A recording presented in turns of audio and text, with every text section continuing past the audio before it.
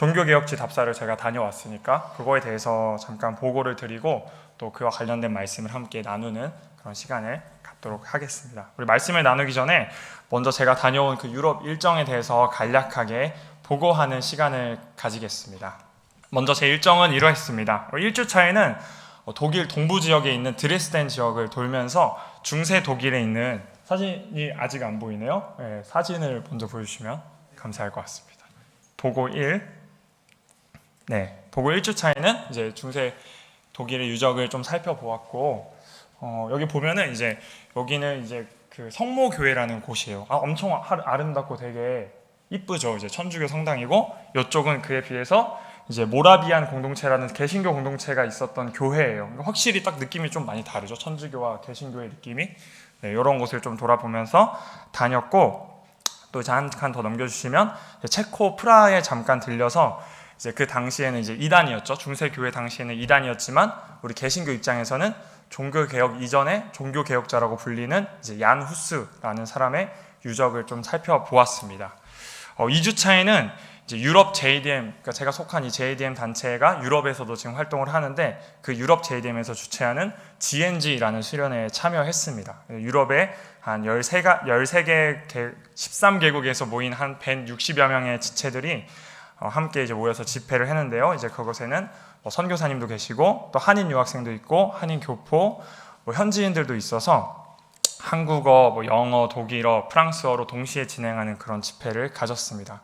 그 중에서 저는 한인 유학생 조에 속해서 이제 독일이나 이탈리아에서 유학하고 있는 지체들하고 함께 교제하는 시간을 가졌는데요.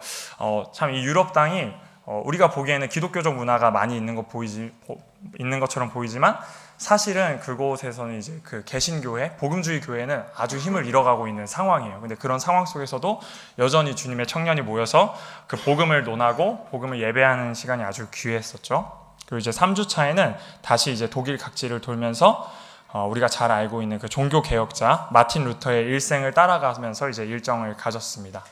또 이제 독일이니만큼 중간중간에 이제 돌면서 독일 나치의 홀로코스트, 유대인 학살을 좀 기억하는 장소에 찾아가서 추모하는 시간도 좀 가졌습니다. 또 이제 이 3주간의 일정을 거치면서 저녁마다 매일 모여서 팀에서 이제 주제별로 담당자를 정해서 어떤 사람은 뭐 체코의 종교개혁, 어떤 사람은 뭐 독일의 종교개혁, 뭐 95개조 반박 이렇게 주제를 하나씩 정해서 그리고 또 유럽 사회 이런 사회상들에 대해서 발제하고 또 공부하는 시간을 가졌고요. 이제 그 중에서도 저는 이제 체코 프라하에서 얀 후스의 종교 개혁의 여정과 특징에 대해서 1시간 정도 발제를 준비해서 함께 발제하는 시간을 가졌습니다. 네. 그 자료가 필요하시다면 저한테 말씀하시면 제가 얀 후스에 대해서 그 조사한 자료 드릴 테니까 말씀해 주세요. 네. 네. 그리고 이제 이 종교 개혁의 역사 현장에서 종교개혁을 공부하는 것, 그리고 또 이 독일 사회의 면면을 살펴보면서 그 나라의 문화에 대해서 공부하는 것은 아주 저한테 뜻깊은 시간이었습니다. 무엇보다 그곳에서 여전히 복음 전파를 위해서 헌신하는 우리 선교사님들, 그리고 그리스도인으로 살기 위해서 애쓰는 지체들과 교제하면서 저 스스로에게도 많은 도전을 받는 시간이었습니다. 이렇게 좀 간단하게 보고를 마치고 남은 보고는 또 이제 말씀을 보면서 조금 더 자세하게 나눠보려고 합니다. 이제 말씀을 함께 보도록 하겠습니다. 오늘 말씀은 느헤미야 1장 1절에서 11절 말씀입니다. 느헤미야 1장 1절에서 11절 말씀입니다. 그러면 우리 교독하도록 하겠습니다. 제가 먼저 읽고 여러분이 읽고 마지막 절은 함께 읽도록 하겠습니다. 하가라의 아들 느헤미야의 말이라. 아닥사스다 왕 제20년 기슬루월에 내가 수상궁에 있는데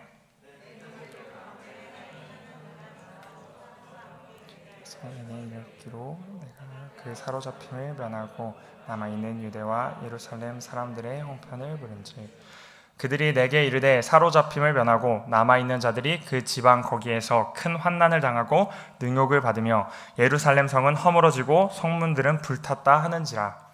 내가 이 말을 듣고 앉아서 울고 수일 동안 슬퍼하며 하늘의 하나님 앞에 금식하며 기도하여 이르되 하늘의 하나님 여호와 크고 두려우신 하나님이여 주를 사랑하고 주의 계명을 지키는 자에게 언약을 지키시며 긍휼을 베푸시는 주여 간구하나이다.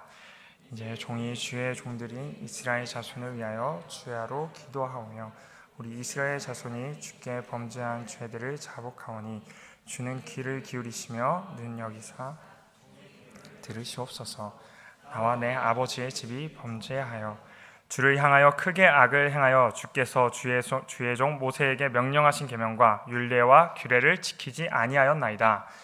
저게 주께서 주의 종 모세에게 명령하여 이르시되 만일 너희가 범죄하면 내가 너희를 여러 나라 가운데에 흩을 것이요 만일 내게로 돌아와 내 계명을 지켜 행하면 너희 쫓긴 자가 하늘 끝에 있을지라도 내가 거기서부터 그들을 모아 내 이름에 두려고 택한 곳에 돌아오게 하리라 하신 말씀을 이제 청하건대 기억하옵소서. 큰 권능과 강한 손으로 구속하신 주의 종들이요 함께 보겠습니다. 주여 구하오니 귀를 기울이사 종의 기도와 주의 이름을 경외하기를 기뻐하는 종들의 기도를 들으시고 오늘 종이 형통하여 이 사람 앞에서 은혜를 입게 하옵소서 하였나니 그때 내가 왕의 술 간원이 되었느니라. 아멘. 요 앞에 이렇게 가상의 직선이 있다고 우리 한번 같이 생각을 해봅시다. 우리 전 수학과는 아니지만 이 직선은 수많은 점들로 이루어져 있죠. 근데 이 직선이 그냥 직선이 아니라 우리 하나님의 구원 역사라고 한번 생각을 해보겠습니다. 다른 말로 하면은 이 땅 가운데 실현돼가는 하나님의 나라라고도 할 수 있습니다. 하나님의 나라는 수많은 점들로 이루어져 있는 것이죠. 그리고 그 점들은 바로 그 하나하나는 바로 하나님의 사람들입니다. 우리 인류의 역사 속에는 수많은 하나님의 사람들이 살아갔습니다. 그들은 성경 속에서 또 역사적인 자료 속에서 우리가 찾아볼 수 있습니다. 하나님은 이처럼 수많은 사람들의 삶을 사용하셔서 하나님의 나라를 이 땅 가운데 이루어 가셨습니다. 우리 이 시간에는 이 말씀을 통해서 이 직선상에 있는 세 개의 점에 대해서 살펴보려고 합니다. 세 개의 점, 세 개의 인생들을 들여다보려고 합니다. 첫 번째 점은 오늘 본문에 나오는 느헤미야의 인생이고, 두 번째 점은 제가 다녀온 그 독일에서 종교개혁을 일으킨 마틴 루터의 인생이고, 그리고 마지막 세 번째 점은 바로 우리들의 인생입니다. 우리 말씀을 통해서 하나님이 주신 우리의 소명을 깨닫고 하나님 나라를 위해 살아가기로 결단하는 우리 모두가 되기를 바라겠습니다. 우리 1절에서 3절 말씀을 다시 한 번 더 읽어보도록 하겠습니다. 1절에서 3절 말씀을 교독하겠습니다. 하가라의 아들 느헤미야의 말이라. 아닥사스다 왕 제20년 기슬월에 내가 수상궁에 있는데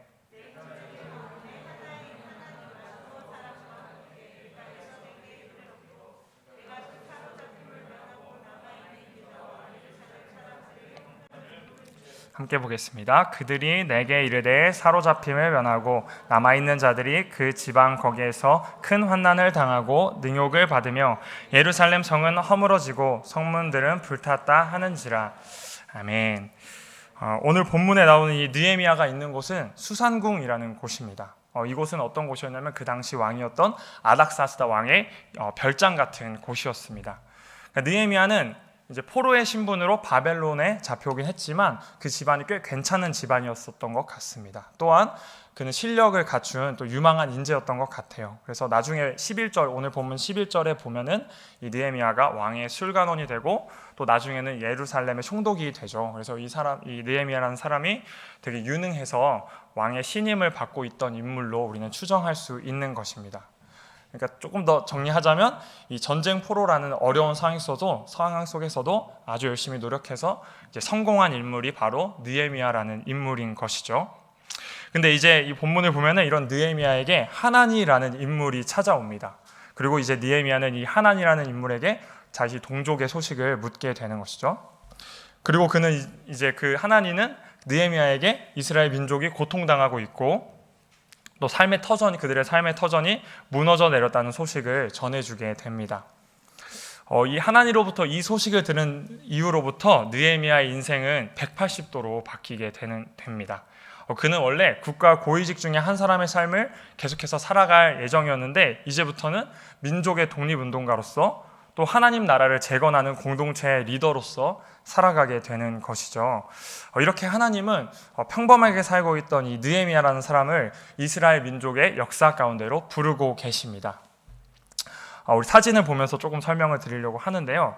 이제 이곳은 어디냐면 이제 에르푸르트라는 곳의 마리아 성당이에요. 이제 이렇게 보면 조금 그 웅장함이 덜하긴 하지만 1300년 정도 된 성당이라고 해요. 그래서 그 앞에 서면은 되게 웅장하고, 이제 그리고 두 번째 사진은 이제 그 마리아 성당의 내부인데, 이 성당의 높이가 거의 한 7층, 8층 정도의 건물 높이예요. 근데 그거를 다 이제 석상을 만들어서 이제 이 성인들의 모습들 같은 걸로 이제 세운 거죠. 그래서 이 안에 제가 딱 들어갔을 때 어떤 느낌이었냐면, 그냥 여기 뭔가 하나님이 나한테 말씀할 것 같은 그런 느낌이었거든요.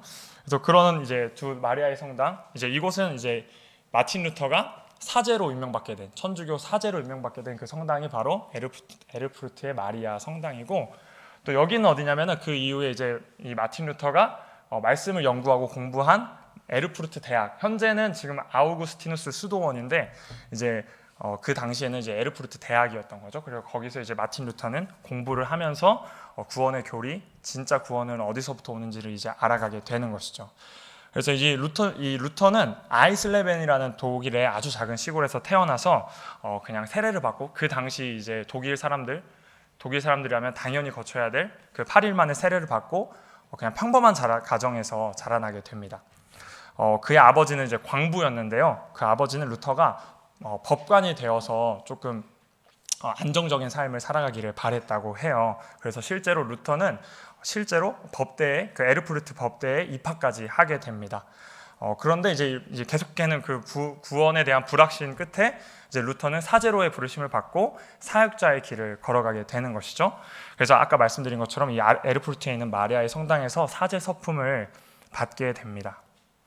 그래서 여기 보여드린 사진처럼 이 마리아 성당은 정말 입이 딱 벌어질 정도로 엄청 웅장하고 또 숭고한 아름다움을 자아내는데요.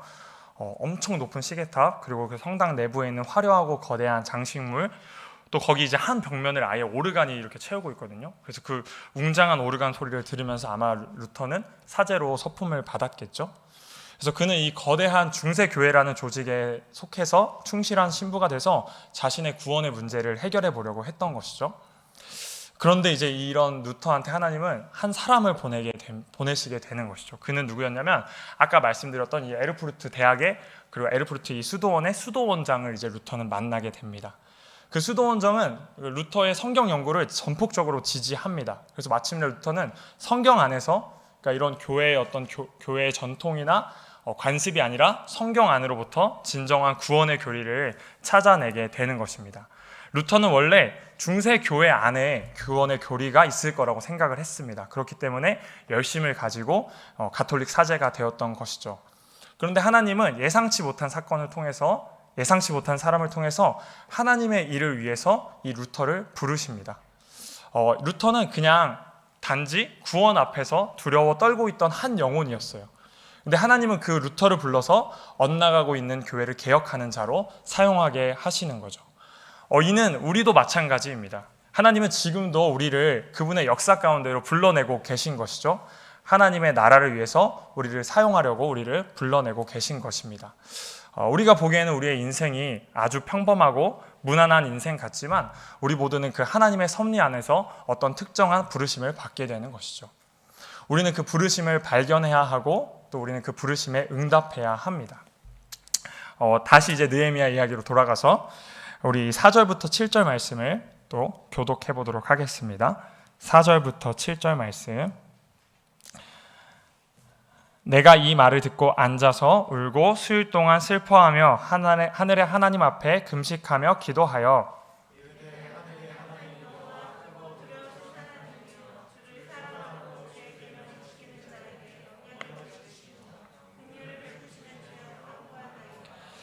이제 종이 주의 종들인 이스라엘 자손을 위하여 주야로 기도하오며 우리 이스라엘 자손이 주께 범죄한 죄들을 자복하오니 주는 귀를 기울이시며 눈을 여시사 종의 기도를 들으시옵소서. 나와 내 아버지의 집이 범죄하여 주를 향하여 크게 악을 행하여 주께서 주의 종 모세에게 명령하신 계명과 율례와 규례를 지키지 아니하였나이다. 아멘.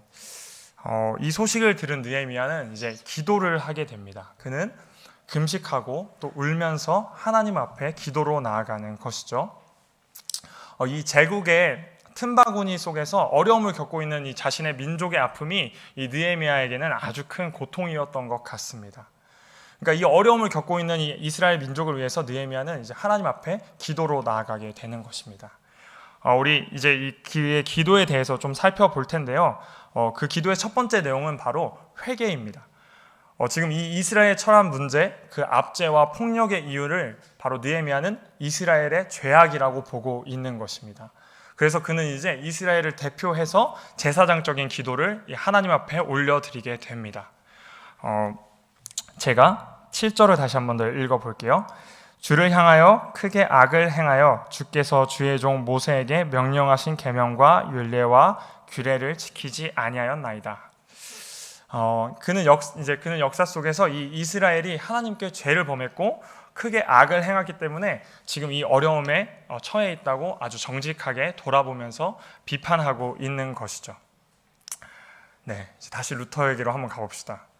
또 사진을 보면은 이 사진은 루터 다들 잘 아실 테지만 이제 루터가 95개조 반박문을 붙인 그 비텐베르크에 있는 교회예요. 그래서 이 교회 이름은 성교회고 이제 성같이 이렇게 높아서 성같이 생겼다고 해서 성교회고 이 성에 이 꼭대기에 이렇게 라틴어가 적혀 있는데 여기 뭐라고 적혀 있냐면 그 우리가 잘 알고 있는 찬양의 가사 내 주는 강한 성이요 그 가사가 이제 이렇게 탑에 적혀 있게 되는 것이고 그리고 이제 여기가 루터가 그 반박문을 붙였다고 이제 생각되어지는 그 문인 거죠. 비텐베르크 성당의 문이에요. 근데 뭐 그 당시에 이제 금속 활자가 없었겠죠. 그냥 이제 이거는 그 루터의 95개조 반박문이 영원히 잘 간직되기를 기념하면서 새롭게 이제 문에다가 이제 철 문에다가 이렇게 활자로 새겨서 이제 이 반박문을 붙이게 된 것이죠.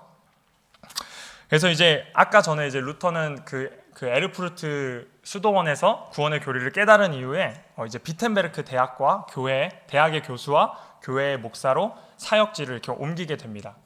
그리고 이제 그곳에서 드디어 이 루터의 반박문을 이 비텐베르크 교회 문 앞에 붙이게 되는 것이죠. 그는 이 반박문을 붙일 때 루터는 뭐 자신의 세력을 만들어서 이 중세 교회의 중앙 권력을 내가 잡아야겠다, 내가 뭐 한 자리 해야겠다, 뭐 이런 생각을 가지고 이 반박문을 붙인 것은 절대 아니었어요. 그냥 이 당시에는 어떤 문화가 있었냐면 뭐 논쟁거리나 토론거리를 이런 대학이나 교회 문 앞에 붙이는 문화가 있었어요. 그래서 그 앞에 붙여놓고 그 앞에 사람들이 모여서 그 문제에 대해서 막 토론을 나누는 그런 문화인 것이죠. 그래서 루터는 이 중세교회의 행태와 또 어떤 신학에서 어떤 문제점을 느끼게 됩니다. 그래서 이것을 바꿔서 하나님께 올바르게 나아가기 위해서 이 문에 반박문을 붙이게 된 것이죠. 그래서 루터는 그 중에서도 어떤 이제 신학을 꼬집게 되냐면 중세교회의 영광의 신학을 꼬집는데요. 그는 예수 그리스도의 십자가 신학이 오직 유일한 구원의 길임을 이제 주장하면서 중세교회의 영광의 신학을 꼬집게 되는 것이죠. 그래서 제가 95개조 반박문의 마지막 4개, 그 92문부터 95문을 제가 한번 읽어보도록 할게요. 루터의 신학에 대해서. 92문, 그리스도의 백성들을 향하여 평안하지도 않은데 평안하라 평안하라 하는 모든 선지자들은 다 떠날지어다. 93문, 그리스도의 백성들에게 십자가를 외치는 모든 선지자들에게 복이 있을지어다. 그러면 그리스도의 백성들에게는 십자가가 없을 것이다. 93은 그리스도인들은 머리이신 그리스도만을 형벌, 죽음, 그리고 지옥을 거치면서라도 부지런히 따르도록 격려받아야 한다. 마지막 95문, 이를 통해 하늘나라, 하나님 나라는 평화에 대한 잘못된 확신을 통해서가 아니라 많은 고난을 통해서 들어가게 된다는 것을 믿어야 한다. 이렇게 이 4가지 문을 통해서 루터는 십자가 신학을 말하고 있는 것이죠. 그는 이 교회의 잘못, 교회의 신학을 정확하게 짚었고 그것을 가감없이 지적하면서 하나님께로의 회개를 촉구하고 있는 것이죠. 네, 이러한 루터의 비판의식, 이런 정직한 분석은 훗날 이 독일 땅에서 또 이제 발견할 수 있었어요. 또 이제 사진을 넘겨주시면 이제 제가 갔던 이제 나치 수용소 베르겐벨젠이라는 수용소인데 이제 이곳은 우리가 잘 알고 있는 안네의 일기를 쓴 안네 프랑크가 실제로 수용되고 죽었던 이제 수용소이고요. 그리고 이곳은 이제 어디냐면 베를린에 있는 한 교회인데 이제 이 세계대전 때 폭탄을 맞아서 지붕이 다 날아가 버린 거예요. 근데 이제 독일 사람들은 그 세계대전을 잊지 않기 위해서 지붕을 다시 씌우지 않고 그냥 그 세계대전을 이제 전쟁을 이제 기억하기 위해서 이렇게 두게 된 것이죠. 또 하나 또 넘겨주시면, 이제 이곳은 어디냐면 베를린에 있는 나치를 그 홀로코스트, 그러니까 유대인 학살을 기억하려고 만든 이제 구조물인데요. 이렇게 막 그냥 회색깔 콘크리트 네모 구조물이 엄청 많아요. 근데 이렇게 봤을 때는 되게 작은 것 같은데, 이제 오른쪽 사진이 바로 그 안에 들어갔을 때 사진입니다. 이 콘크리트 구조물의 높이가 엄청 높아서 이 안에 들어가 있으면 내가 좀 방향 감각을 상실하게 되고, 이제 하늘만을 바라보는데도 이제 조금 하늘이 우중충하게 보이는, 왜냐면 다 회색깔 이렇게 구조물 안에 들어있으니까 조금 되게 답답함을 느끼게 되는 그런 구조물이에요. 그래서 독일의 사람들은 이것을 보면서 그 당시에 유대인들이 또 전쟁 희생자들이 느꼈을 답답함, 어려움들을 계속해서 기억하기 위해서 이 구조물을 짓고, 이제 여기에 가서 아이들도 교육하고 또 이제 사람들을 통해서 계속 나치에 대해서 기억할 수 있게, 다시는 그런 잘못을 저지르지 않게 기억하는 것이죠. 그래서 실제로 제가 갔을 때도 많은 이제 학생들이 와서 교육을 받고 이제 안에 들어가 보기도 하고 뭐 이런 시간들을 보내는 걸 저도 이제 볼 수 있었는데요. 그러니까 이러한 행동들을 통해서 독일은 계속해서 본인들의 잘못에 대해서 용서를 구하는 행동을 하고 있는 것이죠. 또한 이제 더 이상 이러한 일들을 이 민족이 반복하지 않기 위해서 다음 세대 교육을 이런 것들을 통해서 계속하게 되는 것입니다. 이러한 정지, 그러니까 루터의 이런 비판 의식, 또 그의 후손인 이 독일 민족의 자신을 정확하게 돌아보는 이런 어떤 비판 의식은, 이러한 정직한 판단은 우리에게도 필요한 것이죠. 우리 안에도 잘못된 신학이 있진 않는지, 잘못된 신앙이 자리 잡고 있진 않는지 계속해서 돌아봐야 하는 것이죠. 우리도 이제 신년에 교회론 설교를 통해서 배운 것처럼 우리 따스한 공동체가 혹시나 세속화된 교회론을 따르고 있지는 않은지 계속 돌아보고, 또 우리 신앙을 계속해서 점검해야 하는 것이죠. 이제 신은 죽었다고 말한 19세기 철학자 니체는 이렇게 말했습니다. 이제 어떻게 말했냐면, 기독교인들이 조금만 더 구원받은 사람들처럼 보인다면 나도 그들의 구원을 믿겠다, 이렇게 니체는 말을 하는데요. 이 말이 우리의 신앙에 아주 큰 경종이 돼서 여전히 우리 삶을 좀 울리고 있는 것 같아요. 우리 삶이 진짜 구원받은 사람들의 삶인지, 다른 사람들이 보고 저들의 삶이 구원받은 삶이구나 라는 것들을 느낄 수 있는지를 돌아보게 되는 것이죠. 그래서 우리도 아까 처음 봤었던 그 느헤미야처럼, 또 이 루터처럼 실제를 정직하게 돌아보고 또 진심으로 회개를 해야 하는 것입니다. 하나님은 이 회개의 기도를 기쁘게 받으시기 때문에 우리의 회개의 기도는 절대로 헛되지 않을 것이기 때문입니다. 우리 마지막으로는 이제 8절에서 11절 말씀을 좀 함께 보려고 합니다. 8절에서 11절 말씀을 또 함께 교독해 보도록 하겠습니다. 옛적에 주께서 주의 종 모세에게 명령하여 이르시되, 만일 너희가 범죄하면 내가 너희를 여러 나라 가운데에 흩을 것이요, 내게로 돌아와 내 계명을 지켜 행하면 너희 쫓긴 자가 하늘 끝에 있을지라도 내가 거기서부터 그들을 모아 내 이름을 두려고 택한 곳에 돌아오게 하리라 하신 말씀을 이제 청하건대 기억하옵소서. 이들은 주께서 일찍이 큰 권능과 강한 손으로 구속하신 주의 종들이요 주의 백성이니이다. 주여 구하오니 귀를 기울이사 종의 기도와 주의 이름을 경외하기를 기뻐하는 종들의 기도를 들으시고 오늘 종이 형통하여 이 사람 앞에서 은혜를 입게 하옵소서 하였나니 그때 내가 왕의 술간원이 되었느니라. 아멘. 이제 정직한 회개 이후에 이제 느헤미야는 다른 내용으로 기도를 하게 되는데요. 바로 하나님께 간절히 간구하고 요청하는 기도를 드리게 됩니다. 9절만 제가 한번 다시 읽어보겠습니다. 만일 내게로 돌아와 내 계명을 지켜 행하면 너희 쫓긴 자가 하늘 끝에 있을지라도 내가 거기서부터 그들을 모아 내 이름을 두려고 택한 곳에 돌아오게 하리라 하신 말씀을 이제 청하건대 기억하옵소서. 그러니까 이제 느헤미야는 하나님께서 이스라엘 민족에게 주신 그 약속을 기억해 달라고 하나님 앞에 요청하는 것이죠. 그러니까 이제 느헤미야는 이제 하나님의 말씀에 이 이스라엘 민족의 운명을 걸고 있는 것입니다. 하나님, 우리가 하나님의 말씀, 하나님의 규례를 제대로 지킬 테니 우리를 다시 모아주시고 우리 공동체를 회복시켜 주시옵소서. 그러니까 온전히 그 하나님의 약속, 하나님의 말씀에 근거해서 이 하나님께 이제 요청하고 간구하는 기도를 하고 있는 것입니다. 그러니까 이스라엘이 하나님의 구속 백성임을 기억하라고 하나님께 계속해서 요청하는 것이죠. 지금 이 상황을 보면 이 이스라엘 민족의 상황은 하나님께 완전히 버림받은 상황입니다. 그런데 느헤미야는 구하겠다고 약속하신 그 하나님의 말씀을 믿는 것이죠. 이제 그는 왕의 술관원이 돼서 왕 앞으로, 제국 앞으로 나아가게 됩니다. 이제 하나님의 나라의 회복의 역사가 본격적으로 시작되게 되는 것이죠. 느헤미야를 통해서 말이죠. 또 이제 우리 루터에게로 한번 가봅시다. 이 사진은 보름스라는 곳에서 찍은 사진인데요. 이제 보름스에서는 어떤 일이 있었냐면 루터가 이제 95개조 방방을 붙이고 수년 동안 계속 종교개혁 운동을 합니다. 그러면 이제 중세교회 사람들이 저 사람 너무 거슬린다 이렇게 했겠죠. 죽이고 싶다 이렇게 했을 거예요. 그래서 보름스 종교회의라는 곳으로 이제 루터를 부릅니다. 그곳에 이제 불러서 너의 입장을 철회해라 이렇게 해놓고 철회하지 않으면 이제 살인 교사를 시켜서 죽이려고 했던 것이죠. 그래서 그곳에서 이제 루터가 어떤 고백을 하게 되는데 그 고백을 한 자리에 이제 루터의 신발을 이렇게 이제 루터의 신발을 석상으로 만들어서 이렇게 두게 된 것이고요. 여긴 어디냐면은 바르트부르크라는 성이에요. 여기 보면 저도 이렇게 엄청 추워가지고 제가 어떤 자매의 모자를 빌렸었는데 좀 이상하게 확대는 하지 말아주세요. 예.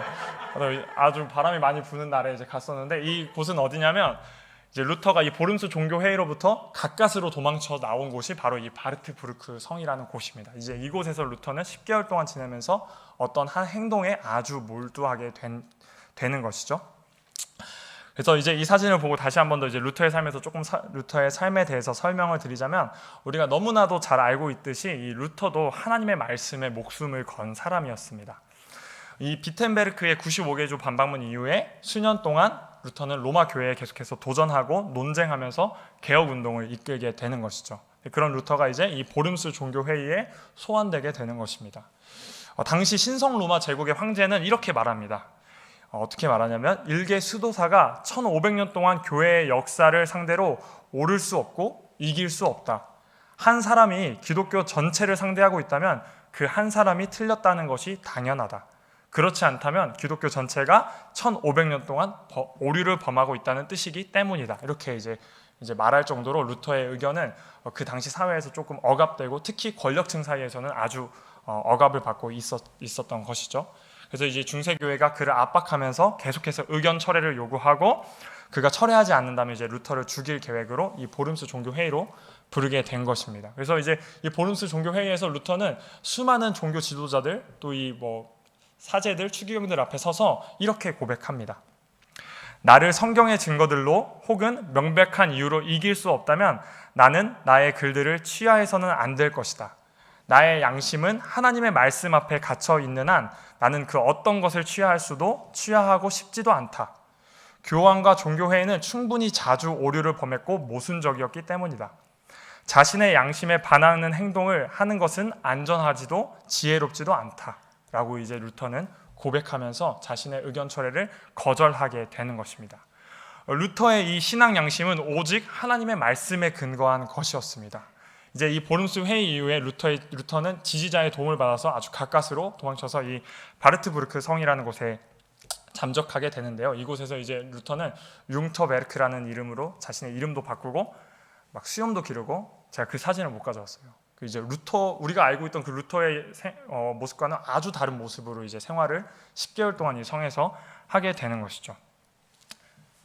사진을 하나 더 보여주실 수 있나요? 네, 여기가 바로 이제 바르트부르크 성에 있는 루터의 방이라는 곳인데요. 이제 루터는 이 방에서 어떤 행동을 10개월 동안 하냐면 바로 성경을 독일어로 번역하는 일을 하게 됩니다. 그러니까 이 인생의 끝자락이라고 생각했던 지점에서 루터는 하나님의 말씀을 많은 이들에게 주기 위해서 계속해서 번역하는 일들을 하게 됐던 것이죠. 그는 철저하게 성경만이 이 기독교 신앙의 답이라고 생각했고 성경을 기준으로 삶을 살아가는 사람이었습니다. 우리를 좀 이제 돌아봤으면 좋겠습니다.